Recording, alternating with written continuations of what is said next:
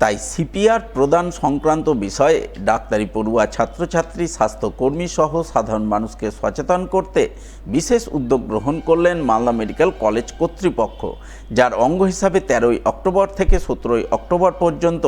Malda medical college হাসপাতালে পালন করলেন সিপিআর সংক্রান্ত সচেতনতামূলক সপ্তাহ। এই সপ্তাহ পালনের অঙ্গ হিসাবে মেডিকেল কলেজ কর্তৃপক্ষ সিপিআর কি, হৃদরোগে আক্রান্ত রোগীকে চিকিৎসা পরিষেবা প্রদানের আগে পর্যন্ত সিপিআর দেওয়া কতটা জরুরি, সিপিআর কিভাবে দিতে হয় ইত্যাদি নানান বিষয়ে সচেতন করেন। এখন এই 13 থেকে 17 অক্টোবর পর্যন্ত কার্ডিওপালমোনারি রিসাসিটেশন সিপিআর তার একটা অ্যাওয়ারনেস উইক চলছে এবং সারা দেশ জুড়ে এই অনুষ্ঠান চলছে। তার অংশ হিসেবে আমরা এখানে প্রতিটি ছাত্র স্বাস্থ্যকর্মী এবং সকলকে আমরা এই কার্ডিওপালমোনারি রিসাসিটেশনের বিষয়ে আমরা তাদের প্রশিক্ষণ এবং